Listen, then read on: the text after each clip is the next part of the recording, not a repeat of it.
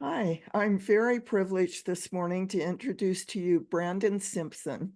He's an associate marriage and family therapist in Southern California. He has made it his mission to create safe spaces for LGBTQ people to be their most authentic selves. He is trained to help individuals and couples affected by sex and porn addiction. He creates safe, non-judgmental spaces for open dialogue where people can pave the way for personal growth and healing. I love your description of your services, Brandon. He also has had such dedication to helping his patients that he received a certification of recognition from the International Institute for Trauma and Addictions Professionals. Congratulations for that, and congratulations for having your interview published on Authority magazine that has Thank 30 million readers every month. That's amazing. It is amazing, isn't it? It's common to think of infidelity as a symptom of lack of commitment or poor character, yet you stated in your interview that the most common cause of sex and porn addiction is a trauma. Would you please share more about that? Yeah. So with a lot of the patients and couples that I get to see and have the privilege to help them on their healing journey, they learn a lot of their ways to connect and things like that from their parents. Yes, of That's how course, we we learn. all do, don't we? We all learn how to be in a relationship based off of our parents' relationship, and based off of how that relationship worked, how it didn't work, especially those conversations that didn't really happen or did happen and wasn't it missed the mark just a little bit. It creates a lot of shame, a lot of trauma within an individual. And in relationships, for a relationship to work and to thrive, you have to take that step forward. You have to be intimate, you have to be vulnerable. And based off of a person's, precognitive template, that can be very scary. And it Right. is a trauma reaction to some people. Being vulnerable in a close relationship that you care about is one of the scariest things in the world, isn't it? For It someone who has experienced lack of safety. Yeah, it's especially if they I love the I listen to Brene Brown every so often. Oh, She yeah. is a world renowned facilitator, therapist, researcher. And the one thing that stuck with me since I've started this journey is that shame is that notion that I am bad. Yes. And it is that, when we get into relationships and we have to be vulnerable, we have to be open about our, the not so pretty parts of ourselves. It really touches upon that shame and how bad they feel they are. And we all react to that shame in very unique ways. Right. You you mentioned that in your article, and I was going to ask you more about it. Shame gets in the way of healing. So how do you help a person deal with or eliminate shame from Yeah, who they think they are? Yeah, shame is one of those things that it shuts things down really easy. And Hmm. so a lot of the couples that I work with, we talk about the day today. What's happened between the last time I saw you to now, what has worked, what has not worked. And most times I have to be very cognizant of the person, of course, I'm working with addicts and trauma partners.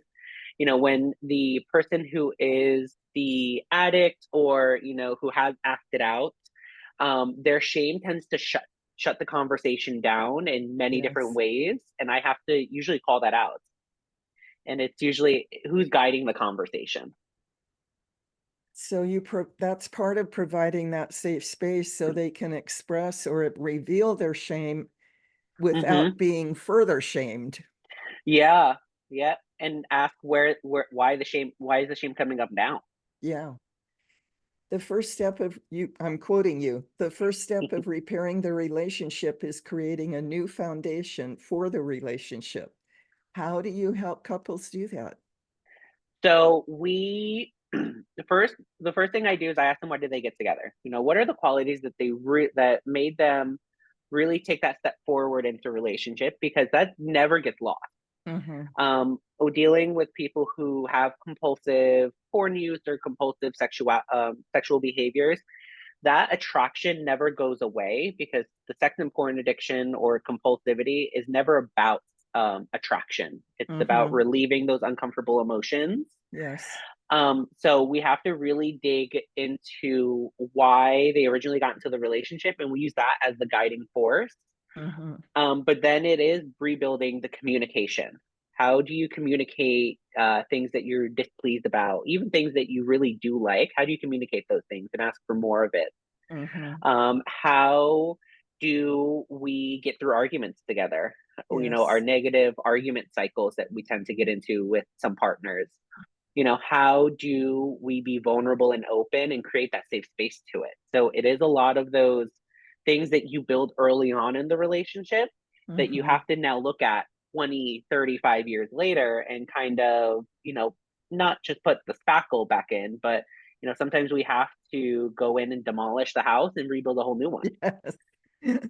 My late husband and I got in that cycle of fighting. We only had one issue, but we fought about it almost daily.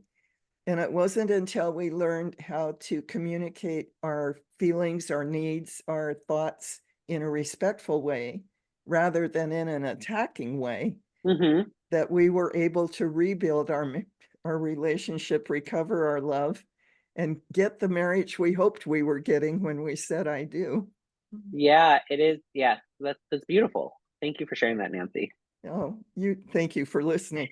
You said you are working with not just one set of negative cycles of behavior, but two when you're working Hmm. with a couple. What are some behaviors of the betrayed partner that slow the process of healing the relationship? So it is that trust. When I have a betrayed partner, um, I usually tell the couple that the betrayed partner gets to sit back a little bit. They get to just hear the acting out partner out. They kind of the I and I tell the acting out partner, it's kind of time to put the foot to the pavement. You Yes. have to show that you want to rebuild this relationship. You have to show that you want to repair, because the betrayed partner has been working on that. They've probably have asked for couples therapy multiple times. They have probably said that they are unhappy with A, B, and C all the way to X, Y, Z, and they want Right. change. And the acting out partner is either dismissed, gaslighted, just not listened. So now it's time for the betrayed partner just to sit back and, I need to see action now. and Yes. it and that's how you build trust. When an infidelity or acting out has happened, it is a we call it an earthquake to their sense of Yes. reality, That's because such a good analogy. they've never expected it. Yeah. Or they had, but they chose to ignore it, Yeah. or they chose to not press upon it. And when disclosure finally happens, it is this big earth It shattering thing, right. which is what trauma is. It's earth shatter. Their Yes. traumas are earth shattering. Yes. And it is up to the acting out partner to kind of be able to rebuild that. And trust is the number one thing that needs to be in a relationship for it to flourish. And it's rebuilt not just with words, but by behaviors, isn't it? Clear, consistent action over time is what rebuilds trust. How has your work impacted your own life? It's been very interesting, especially with like the communication and things like that. I'm always making sure that like when whether it is with my partner or not, I'm always, how are you feeling? Mhm. Are you doing okay? Is this okay? And they're like, oh yeah, Mhm. yeah. I was like, no, no, no, no. Like I'm not asking just because I like just to be passive. I want to hear what you're like. I want to hear your true thoughts. Right. Don't just pacify it, please. Right. So now it's sometimes a little over communicative, and people are like, stop asking me if I'm okay. So it's digging for the deeper levels of communication. You're looking for the vulnerable Hmm. communication. Yeah. And I noticed in your article, you also make sure that you understand accurately what's being said. which is, Yeah. instead of just assuming you know what they mean, you're Yep. making sure you know what is meant. Yeah. I always tell all of my patients, whether I see couples or individuals, my questions are never to question their experience. It's to really make sure I understand. And Yes. I throw analogies, I throw different ways of saying it out. And Mm-hmm. I always create a space where I tell my patients that if something doesn't stick with you, tell me. Say, Yes. Brandon, that's not right. And then Yeah. we will talk about it. And I tell them, because if I'm not on the same page as you, I can't, I'm useless. I'm not helping you. Well, and if this isn't a safe place for you, then Mm-hmm. I'm the wrong person for you. Yeah. And let's find that safe person for you. Yes. I I find it interesting that when I asked for those who've experienced infidelity to share the process of their healing, you were the only person who responded to this interview. Okay. And I guess there's so much shame around infidelity Mm-hmm. that anyone who's experienced that doesn't want the vulnerability of sharing their journey back to wholeness. Yeah, I mean, if you think about it, we are a society, and I'll speak it for the United States. We are a society that if there is in we have this perception that if there is infidelity, if there is cheating, if there is even with the patients that I see, the compulsive sexual behaviors and the Mm-hmm. compulsive porn consumption, we're very big on partner blaming. What did Yes. you do wrong? Yes. Why weren't you an attentive wife, husband, Yes. partner? What weren't you providing? And I think that is probably why you didn't receive those. It's because it does bring up that shame, that I Shame. am a bad partner, I'm a bad husband, I'm a bad wife because I wasn't able to provide, and my partner had to go find it out somewhere else. This wouldn't have happened to me if I had been better. Yeah. I call blame relationship cancer. Yeah. Blame just stops the any possibility of healing or growth in Yeah. in either partner. I want to thank you for the important work you are doing and the way you are doing it with such openness, honesty, creating that safe space, helping individuals and couples heal. If anyone is watching this video and wants to contact Brandon, you can contact him at the @ gay period therapist period Brandon on, is it Instagram? Yes. Okay.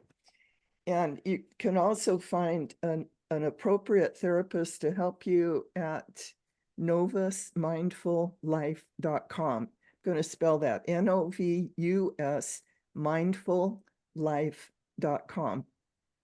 So, Brandon, thank you again for meeting me here this morning and for sharing so eloquently how you help couples and individuals heal. I appreciate you and your work. Thank you so much for having me, Nancy. This was amazing. Good. I'm glad I enjoyed meeting you and hope it was mutual. Maybe. Yes, it was. And if you need anything else, feel free to reach out. And I am definitely open to meeting with you again and interviewing about any topics or questions that you have. Oh, thank you. I love that invitation and I may take you up on it. Yeah, of course. My email is always open.